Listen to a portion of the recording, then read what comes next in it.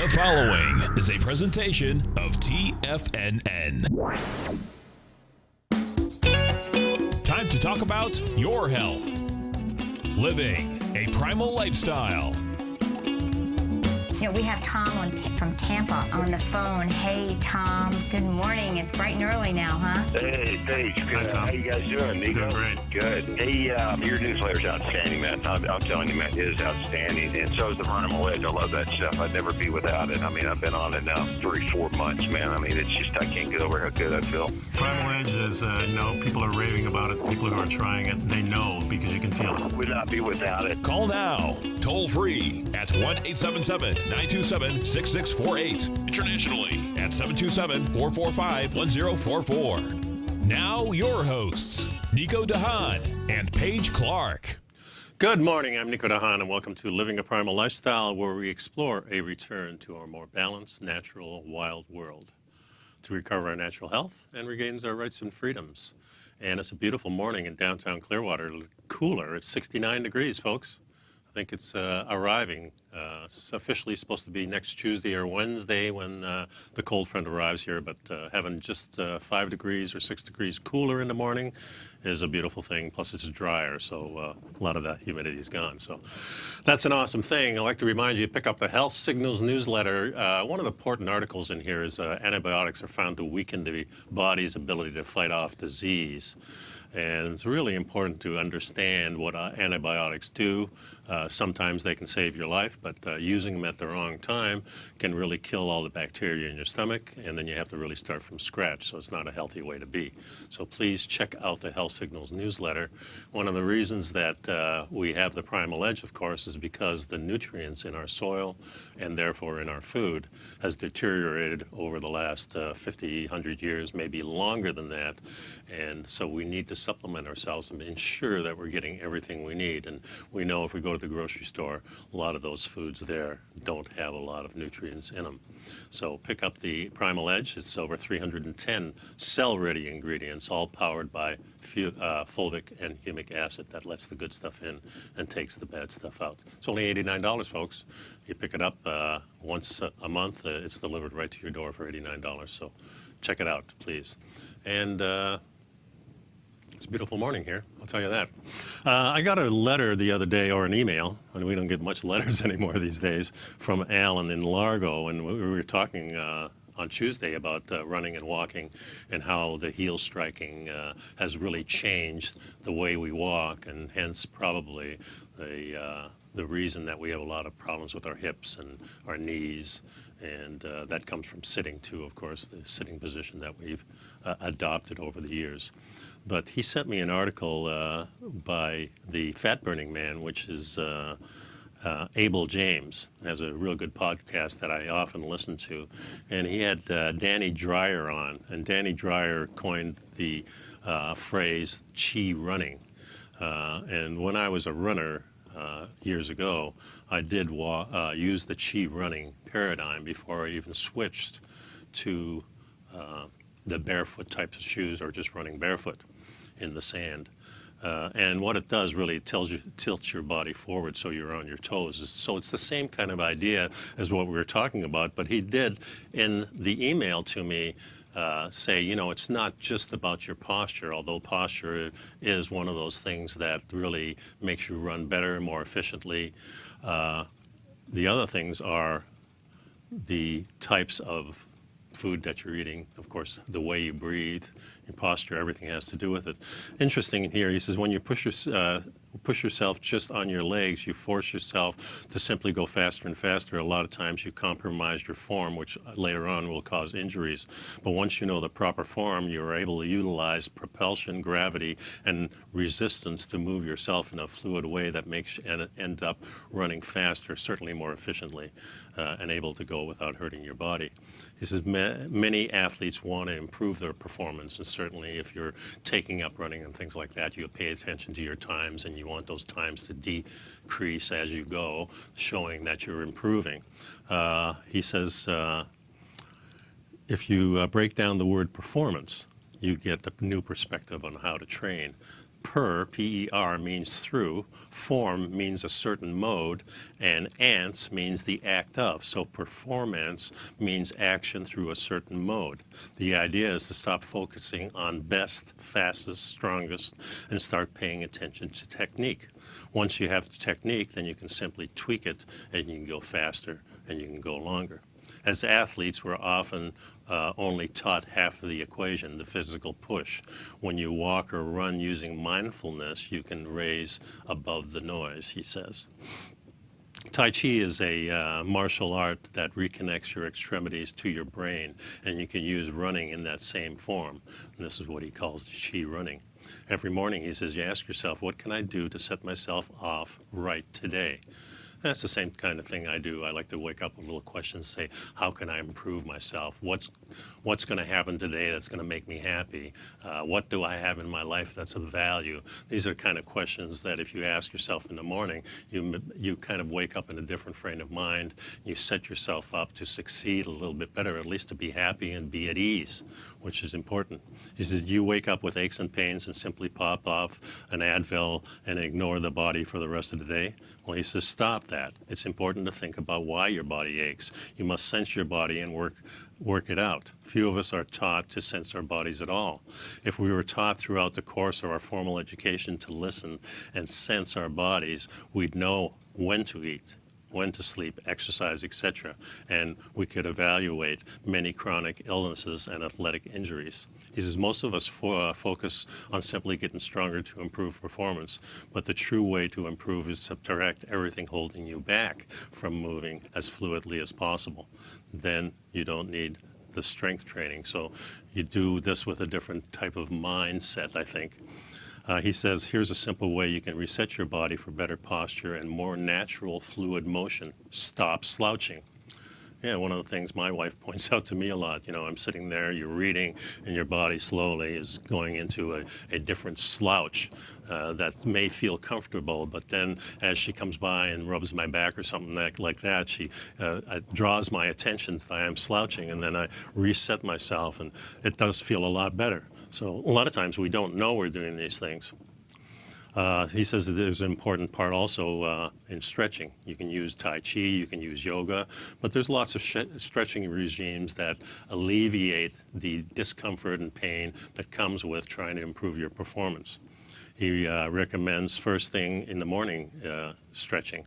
That's a good thing to do at the side of the bed. I usually do little yawning stretches and get my body a little bit ready for, getting up and starting to move. But a lot of times I'll do a little ritual of a 10-minute stretch too. So that really depends on how I feel. The other thing, he says, focus on breathing. Breathing is something you do without thinking, but by focusing on your breathing, you can achieve incredible results. And we certainly have talked about the types of breathing, deep breathing that we do, the nasal breathing, nose breathing. We talk about taping your mouth shut at night to start getting your body used to breathing through your nose. So there's many, many things that can impact our performance and really set us up for more success in doing some of these activities that we know we need to do, but maybe we're more reluctant to do because it doesn't feel that great. So, this is an article that, like I said, it's Abel James, thefatburningman.com. So check it out. I'll be throwing this in one of the newsletters, of course, and you can check it out there. I'll be right back, folks. Time to pick up some Primal Edge. So please do that, and I'll be back in a couple minutes.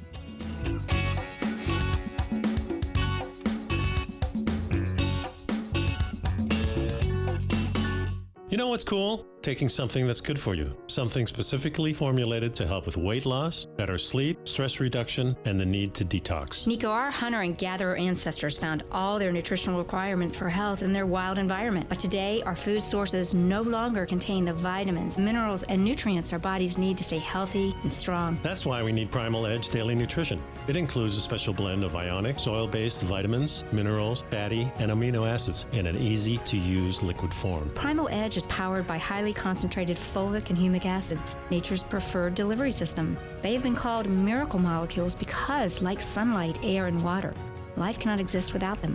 That's right, Paige. They ensure we receive all the nutrition we need to be healthy and thrive. We take it every morning. Primal Edge, formulated and approved by Nico and Paige of Living a Primal Lifestyle. Buy it today for just $89. Click on the Primal Edge banner on the front page of TFNN.com. Platinum, grains, crude oil, gold, copper, cattle, hogs, gasoline, natural gas, coffee, cotton, cocoa, and sugar. These are just some of the commodities mentioned in the most recent issue of Andy Hecht's Techno-Mental Commodity Report. Andy publishes his weekly newsletter every Thursday morning, where he breaks down the commodity market and provides his subscribers with specific trading recommendations based on his trading methodology. By signing up for a free trial to the Techno-Mental Commodity Report, you'll get a full 30 days to try out this powerful newsletter service and see for yourself the types of trades Andy has recommended for his subscribers. When you sign up for a 30-day free trial, you're under no obligation to pay anything. And should you decide to continue, you will lock in the low rate of only $79 a month. Sign up right now for the Techno-Mental Commodity Report and make sure you're ready to catch the next big trade in commodities. For more information and to get started today, visit the front page of TFNN.com. Will the S&P 500 continue to climb? For bold trades on U.S. large-cap stocks in either direction, trade SPXL, SPUU, or SPXS. Directions Daily S&P 500 Bull and Bear Leveraged ETFs. Direction Leveraged ETFs. An investor should carefully consider a fund's investment objective, risks, charges, and expenses before investing. A fund's prospectus and summary prospectus contain this and other information about Direction shares. To obtain a fund's prospectus and summary prospectus, call 866-476-7523 or visit directioninvestments.com. A fund's prospectus and summary prospectus should be read carefully before investing. An investment in the funds is subject to risk, including the possible loss of principal. The funds are designed to be utilized only by sophisticated investors such as traders and active investors. Distributor Foreside Fund Services, LLC.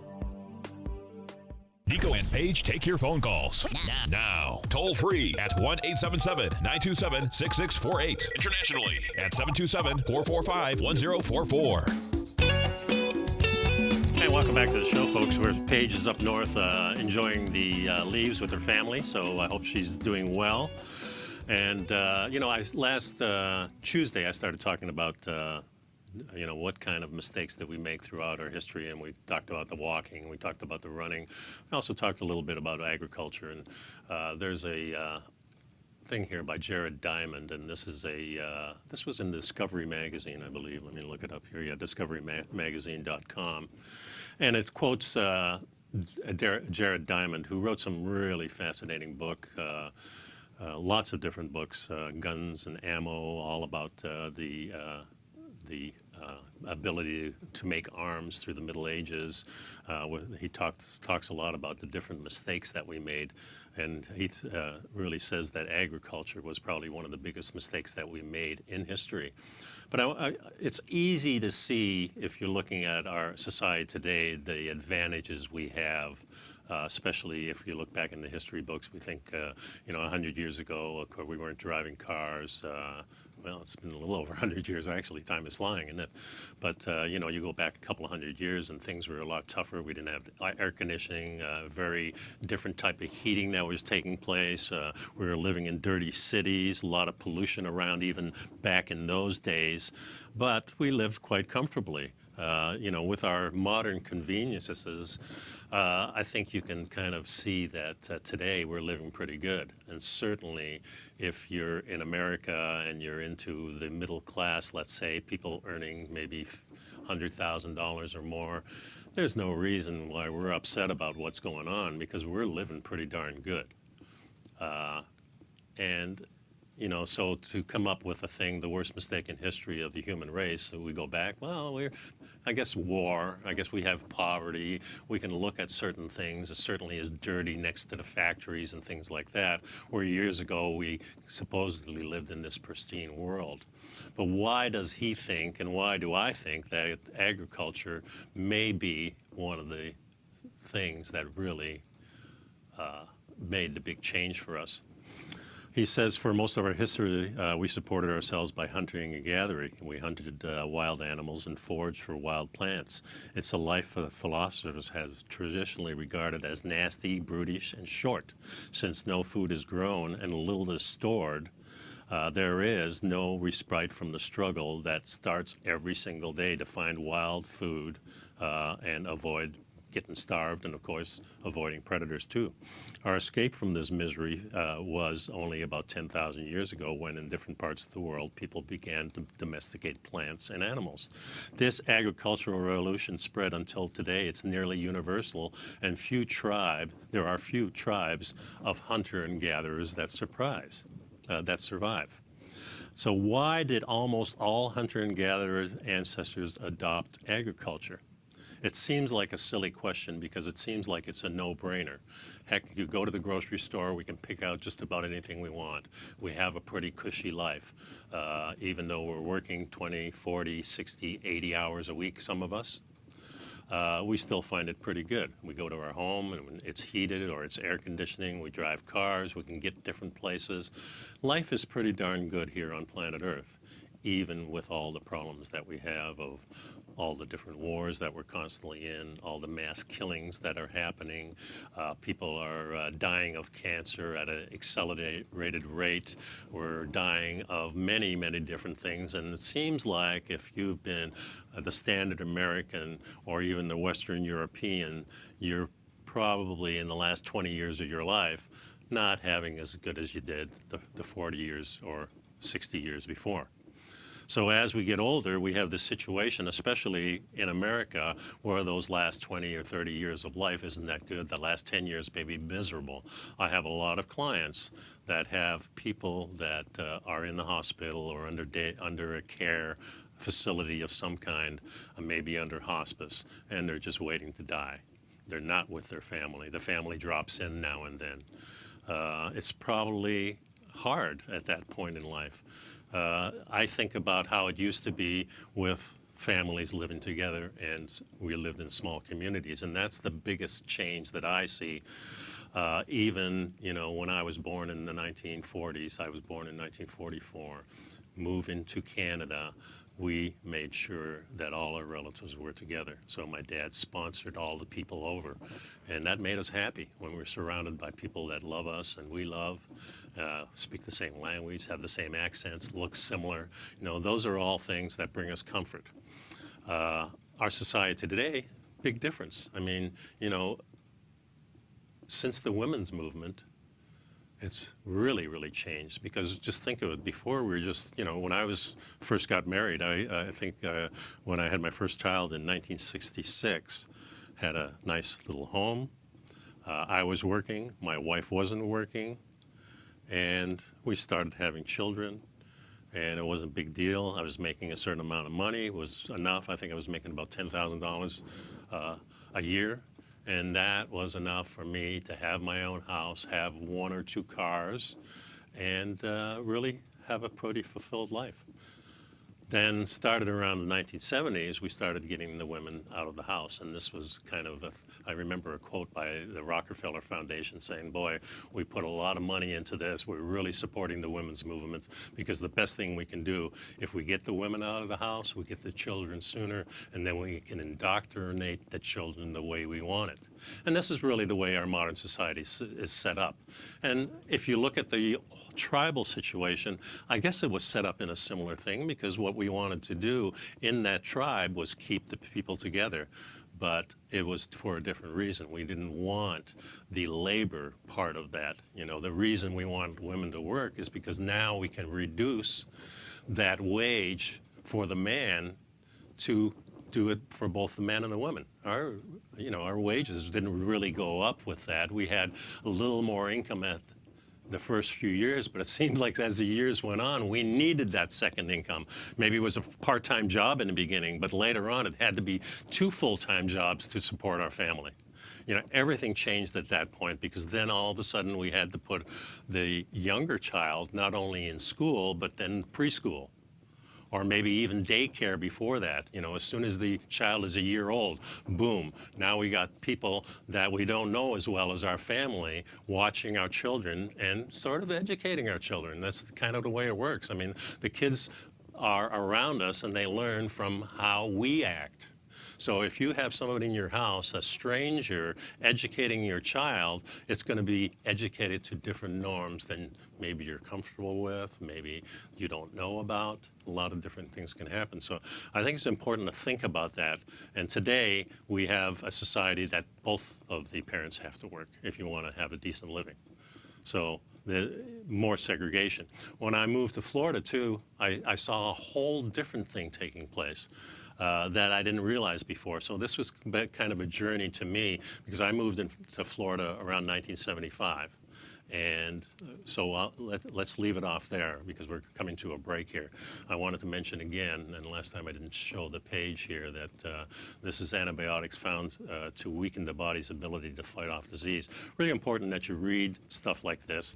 A lot of interesting things in the Health Signals newsletter that'll educate you to the fact that maybe you want to change the way you are doing things to make your life a little bit easier, a little bit happier, a little bit healthier. So stick around for that. I'll also remind you to pick up the Primal Edge. It's $89, gets to your door. I'll be right back, folks.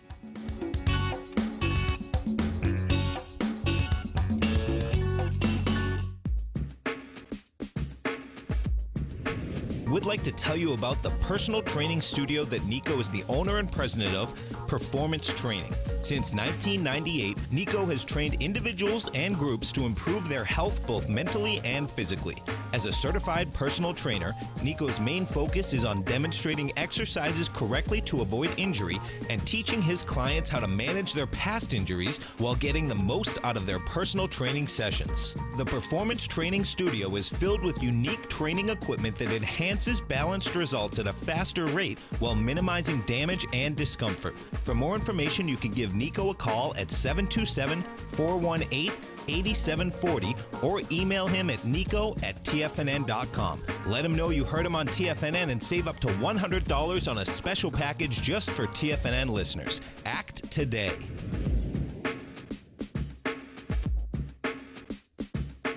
Tiger TV is an exciting way to experience TFNN programming. See high-definition video, giving you crystal clear charts, as well as seeing some of the faces of TFNN's highly acclaimed financial experts with crisp, full-fidelity sound. Catch Tom O'Brien, John Logan, Steve Rhodes, Basil Chapman, Larry Pesavento, Think or Swim, David White, Andy Hecht, and Daryl Martin in crystal clear, high-definition audio and video. Tiger TV, exclusively at TFNN.com. Has the current market volatility continued to stop you out of trades when the market spikes against you? Now is the perfect time to open up an account with Nadex. Nadex, the North American Derivatives Exchange, is a brand new, completely regulated Chicago-based exchange, and unlike most other exchanges, Nadex allows you to trade directly through them with direct market access when using their completely free trading platform, which also features real-time charts and full customization capability. One of the advantages of trading with Nadex in volatile markets is that your risk is always capped and you have the ability of keeping your trades open even when the market spikes against you. Nadex is completely brand new with a line of unique trading products that are unavailable anywhere else. See how it works at nadex.com. That's NADEX.com. Or click on the Nadex banner on the front page of TFNN.com. Futures and options trading involves risk and may not be appropriate for all investors.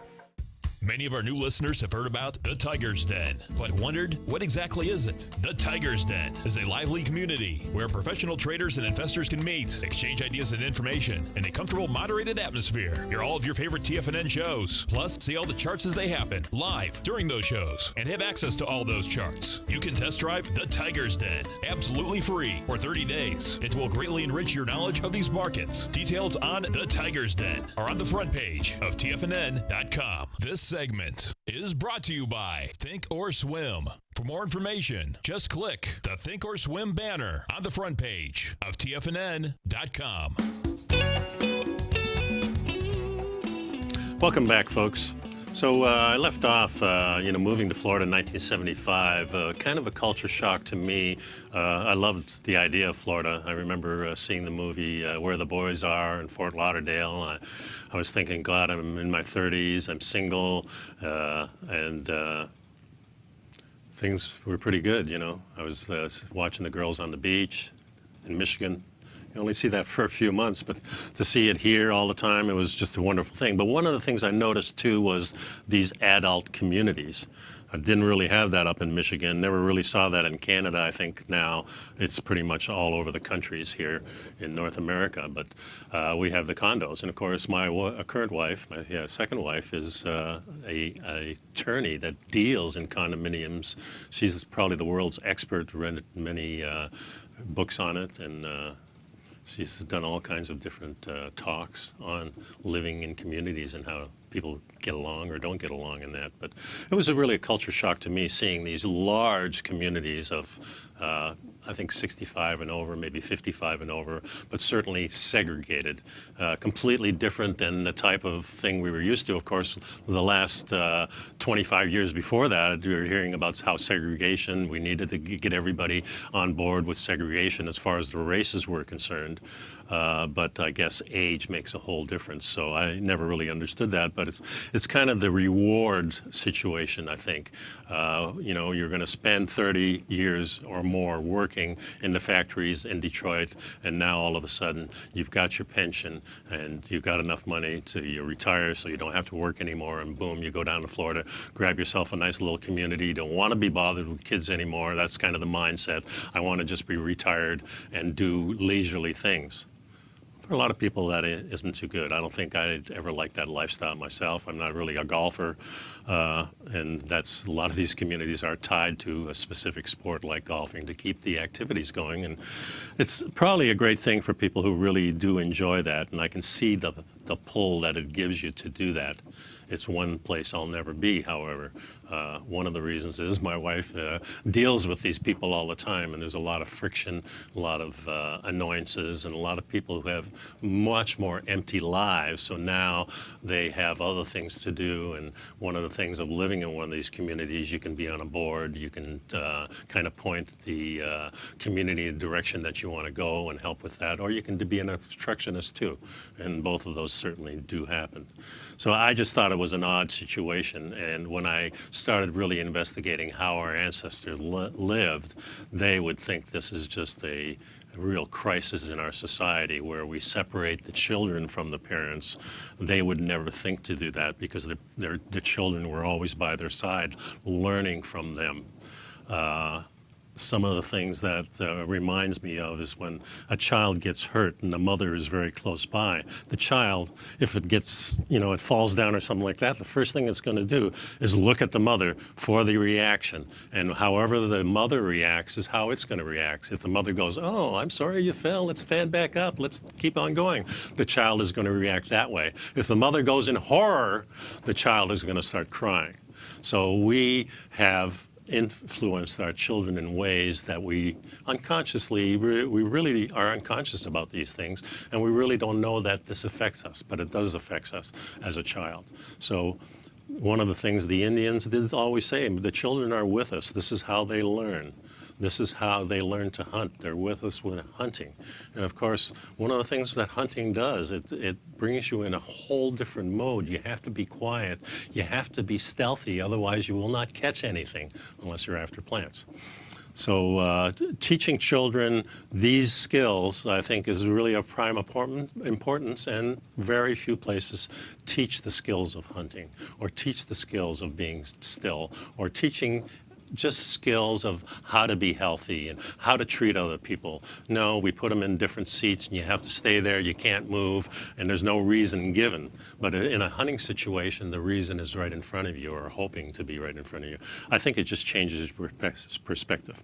But let's get back to the food, because we're talking about the agriculture, and the worst mistake that we ever made, Jared Diamond says that it's probably agriculture.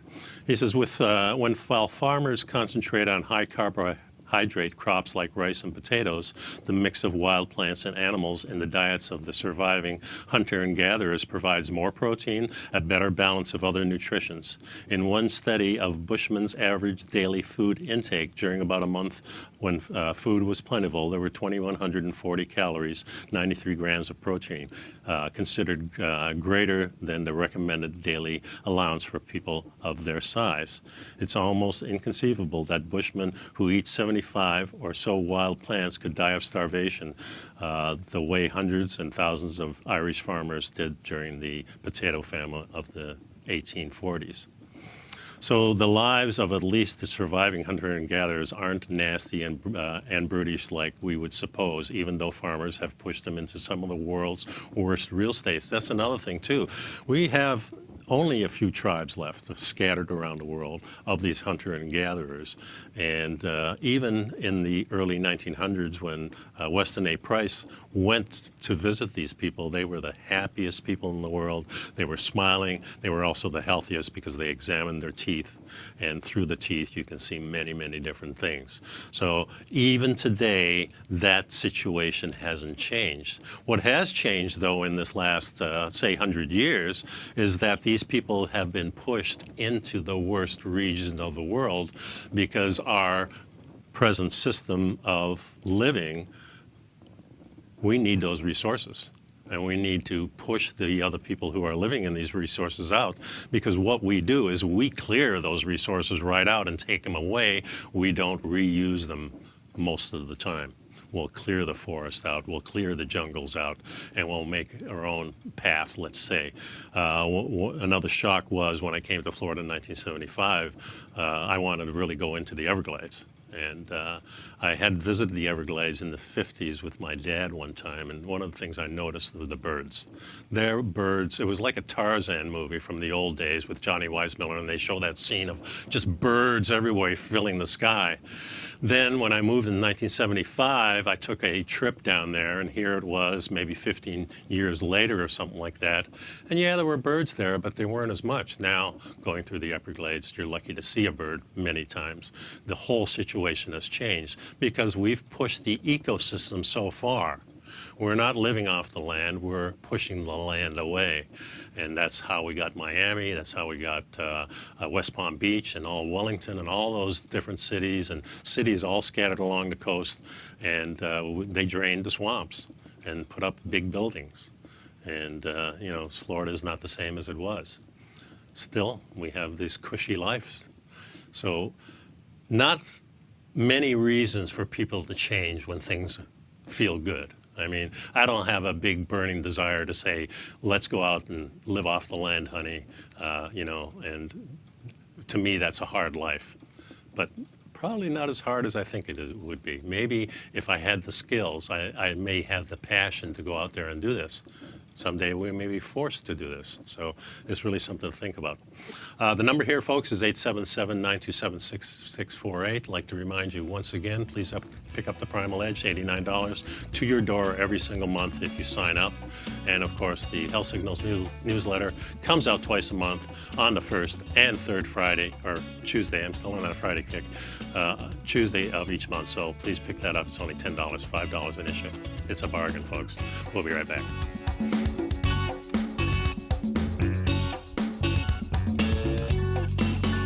You know what's cool? Taking something that's good for you. Something specifically formulated to help with weight loss, better sleep, stress reduction, and the need to detox. Nico, our hunter and gatherer ancestors found all their nutritional requirements for health in their wild environment. But today, our food sources no longer contain the vitamins, minerals, and nutrients our bodies need to stay healthy and strong. That's why we need Primal Edge Daily Nutrition. It includes a special blend of ionic, soil-based vitamins, minerals, fatty, and amino acids in an easy-to-use liquid form. Primal Edge is powered by highly concentrated fulvic and humic acids, nature's preferred delivery system. They have been called miracle molecules because, like sunlight, air, and water, life cannot exist without them.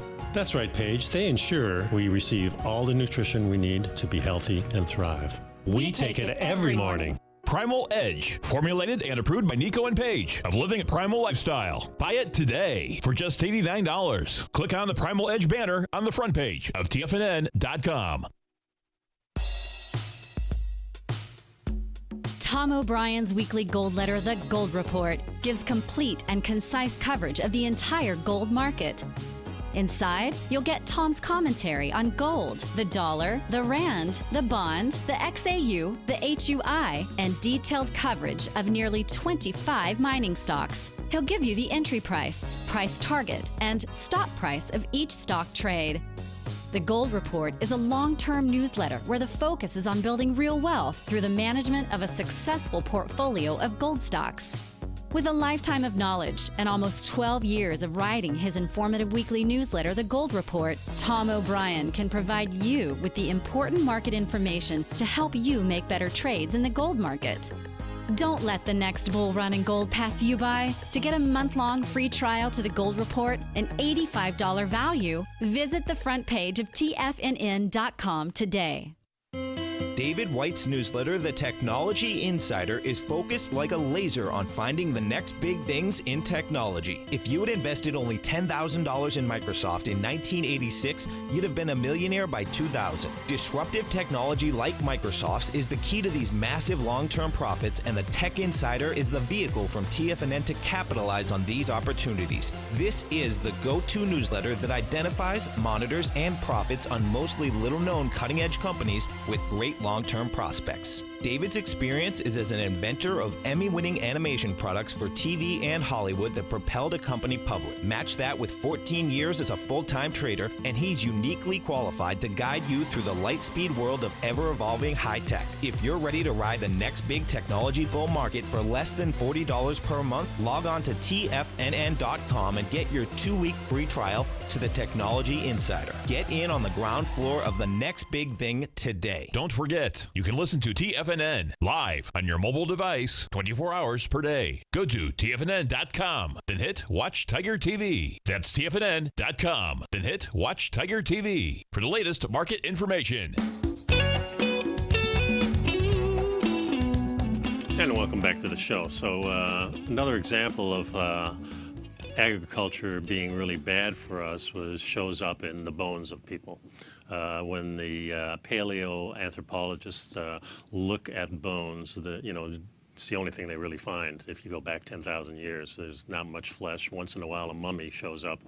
But there's a lot of things that happened. And compared to hunter and gatherers who preceded the farmers, they had nearly 50% increase in enamel defects, indicating malnutrition, a 4-fold increase of iron deficiency, anemia, a 3-fold rise in bone lesion, reflecting infectious disease in general, and an increase in degenerative conditions of the spine, probably reflecting lots of hard labor. Life expectancy at birth in pre-agriculture community was about 26 years. This is the average.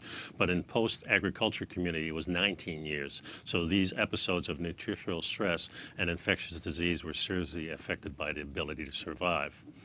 The evidence does suggest that, Jared Diamond doesn't think that hunter and gatherers farmed until they had to farm.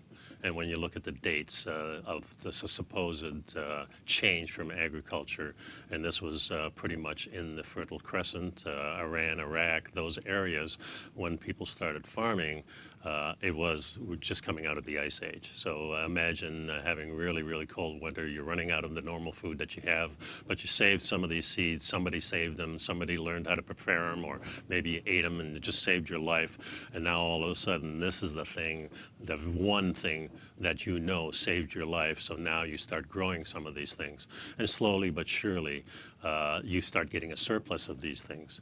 And when you get a surplus, of course, then you start hoarding these things. There are at least 3 sets of reasons to explain the findings that agriculture was bad for the health. First, hunter and gatherers enjoyed a varied diet, while early farmers obtained most of their food from one to a few starchy crops. The farmer gained cheap calories at the cost of poor nutrition.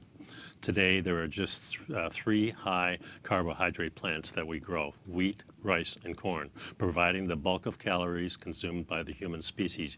Yet each one is deficient in certain vitamins or amino acids essential to life. Secondly, because of the dependence on a limited number of crops, farmers ran the risk of starvation if one crop fails. And finally, the mere fact that agriculture encouraged people to clump together in crowded societies, many of which then carried on trade with other crowded societies, led to the spread of parasites and infectious diseases. Some archaeologists think it was the crowding rather than the agriculture that promoted the disease. Probably right, but it was the agriculture the reason they crowded together. So large groups of people, and I've said before that the ideal group of people may be 50 to 150, somewhere along that line. When it gets too big, normal tribes, divided. People go here, people go there, because our indigenous people knew that we're dirty, we have to move at a certain time. Too many people, too many arguments, too many things go wrong.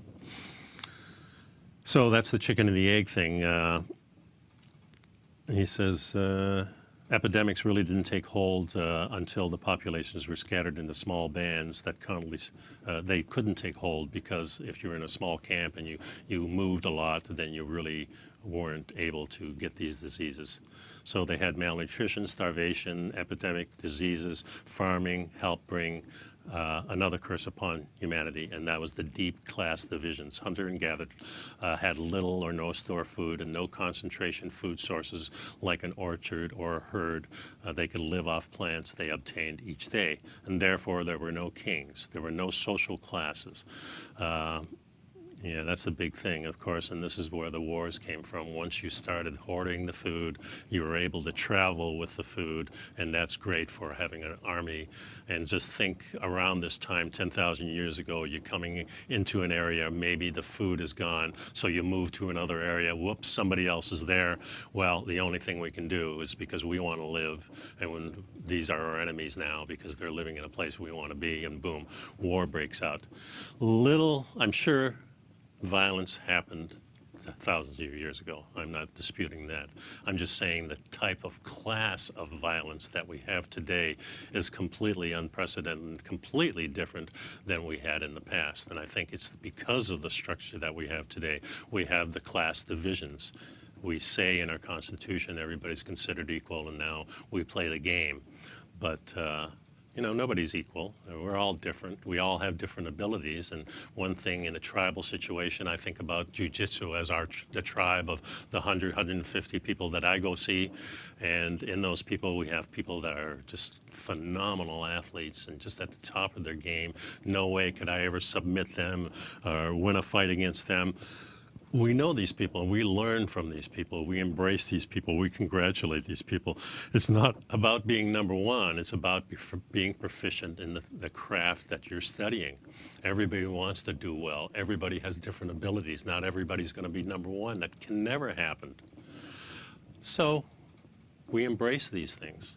I love having a guy beat me with skill, not just because he's 300 pounds, he weighs more than I do, or he's faster than I am, with the skill, the techniques. Same with the chess game. Is it about winning so much, or is it about the pleasure of playing the game and using your wits and see how far and how better you are? And so I think our society has really made a turnabout here, because right now all we emphasize is being number one. It's the winning that's the most important thing. We always say this, even though we have that in our back of mind, it's the playing the game that matters. But no, we stress over and over again. So what do we do at this point? Like I said earlier, if you're feeling good like I don't have a lot of push to change things, even though the idea is there in my head. And I'm reading books like the New Human Rights Movement, like the Jared Diamond type of books, or reading things like the Gifting Society. This is called the Money Manifesto. So a lot of people have these ideas of how we can change to make it a more equal playing field, let's say. So, everybody starts off sort of on the same foot. Not really, but sort of. But at least you don't have that one person that is so above everybody else, and then he feels like he's above everybody else and berates people, and the things start happening that it gets out of control. So this is called the Moneyless Manifesto, the gift economy. He says, I often call this the nature economy. It's based on a large swath of the rest of the nation. It's what nature works on. It's something that, well, let's put it this way. We have a saying that giving is better than receiving. And this is kind of a gift economy. So what would it be like to just have an economy where people give things to people or don't give things to people? How would our actions be? Would we go on and steal it from the people? I don't think so. I think if we're given things, and one of the biggest prides we have is when we make something maybe uniquely that only you can make, and then you give it to somebody. And it's a priceless thing. There's no way somebody can give you something back that's worth the same amount. It's the joy of the giving. And in our modern society, we don't have this as much. We do have the gifting, and we do have that. But in other societies, it was even considered bad taste to give something back. Maybe later on down the line, but not right away. So I'll be right back, folks.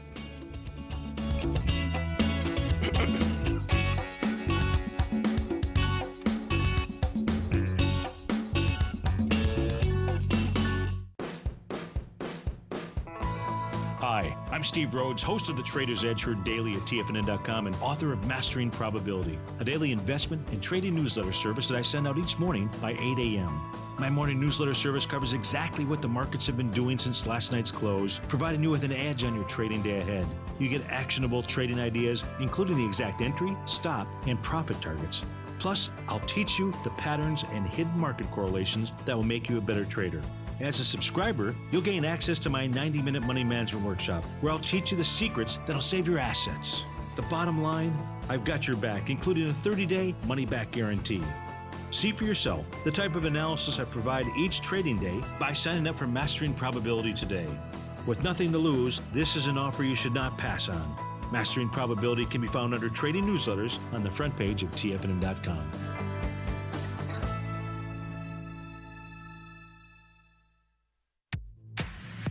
If you're an active trader looking for that extra edge when it comes to trading and investments, then now is a great time to get a 2-week free trial to Tom O'Brien's daily market letter, Market Insights.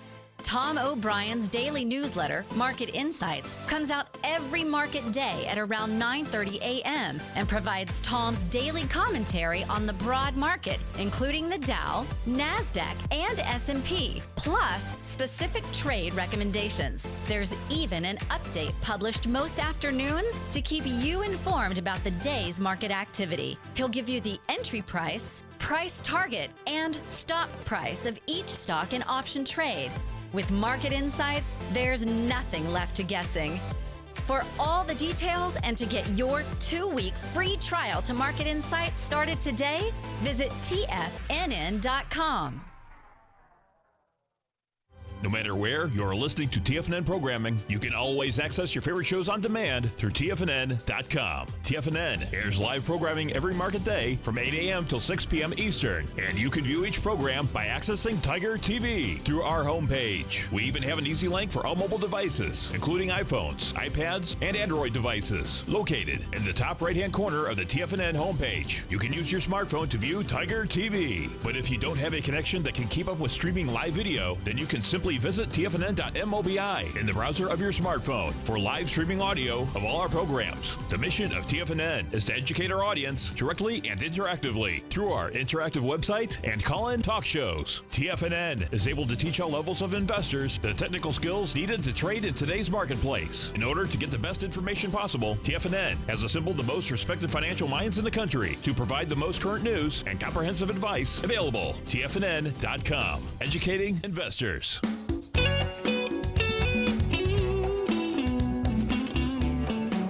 And welcome back to the show. So how do we change this society? Great things in the new human rights movement with Peter Joseph. Michael Tellinger has this thing called Ubuntu, which is the gifting type of society that he wants to set up. Again, not a lot of motivation for people to all of a sudden change, especially if you're living and you have things pretty good. You might be working hard, but you feel pretty good. And the thought of living out in the woods is probably doesn't come around to saying, oh, this is a nice, warm, fuzzy feeling. So personally, I think there's only going to be two ways this is done. One, we have this big catastrophe, the market blows up, or we have a coronal mass ejection from the sun and our grid goes out and forces people without electricity to start banding together and figuring out how do we feed ourselves. So I think it's through food. But you can start today by yourself. You can start growing your own food. You can start buying from local people. This is where it starts. This is probably the best way, I think, to start working on yourself and your family that can impact our society as a whole. If we stop buying food from out of town, there's no need for the trucks to be rolling. There's no need to be sending food across state lines, across the country.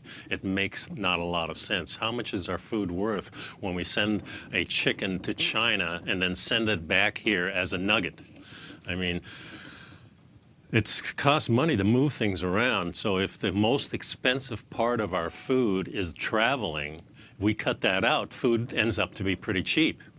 Growing it yourself is probably the least expensive way to do it, but I think it's the way that we can impact our society and at the same time impact your own personal health of you and your family. And this is a really important thing, because if stuff does hit the fan, so to speak, then, of course, the healthier you are, the better chance you have. If all of a sudden we have no electricity for a month like they do in Puerto Rico, and we show no signs of getting it anymore, now we have to rely on each other. We have to rely on our neighbors and our friends and our family to exist, to grow the food, to distribute it evenly among everybody and not hoarding it. It's a better way to protect ourselves, too, from the crazy people that may be out there, and that's another thing that we have to worry about. But I really do think during this peaceful time, when we're here in America, let's start buying our food locally, everybody, and start passing it around to your friends, and not just because the food is better, but because of this whole paradigm of not shifting our economy to a truck-based economy. That's what we have right now. Our whole economy is based on moving things around, when we could just as easily produce everything. With the advances in technology, it's not going to be long where we can have a centralized location where we can manufacture things just very, very easily. And I think that's an important thing to do. I think it's important for your own health. I think it's so important for your own peace of mind. I think it's just important for your whole structure of being to let's go back to a type of thing where we're not clashing heads so much anymore, that we're getting along. Start talking to your neighbors and get some ideas on the table of how can we, maybe as a group, start buying things, because we know that in this society, if we buy things more in bulk, then we can get a better deal. Certainly if we're growing food from seeds and things like that, it's much more cost effective. It's a real way to get into this new human rights movement. I really do think it starts with the food. It starts the way we approach things, and then you can start concentrating on some of the other things and how to protect yourself, you and your family, from things that may go wrong. We're looking at the stock market right now, and all we're talking about is, when is this going to end? We know it's going to end because our society is built this way. There's got to be a lot of good things going on, and all of a sudden they pull the rug out from under us, and all these profits that have been taken, the gap has to close somewhere where it has to come back in, or it has to be a resettlement. Anyway, those are my thoughts on this. So I think it really starts with the food. So keep that in mind, folks. Thanks for sticking around. See you next week.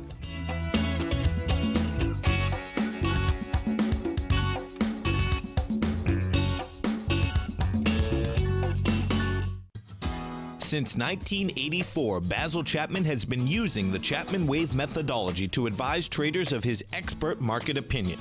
While originally hand-drawing charts from the late 1970s into the 1980s, Basil noticed that prices under most circumstances virtually always had a certain number of legs to the upside before declining sharply. Later, Basil found that computer software, which included the standard market technical indicators, enhanced the degree of accuracy in calling price turns, as well as market trend calls. Thus was born the Chapman wave sequence. Using the Chapman wave methodology along with other indicators, Basil Chapman advises his subscribers of his expert market opinion each market day with his opening call newsletter. Right now, you can get a 2-week free trial to the opening call, Basil's daily trading newsletter, by visiting the front page of TFNN.com. Cancel at any time during that trial and pay absolutely nothing. Get your 2-week free trial to Basil's newsletter, The Opening Call, today by visiting TFNN.com. You're watching Tiger TV.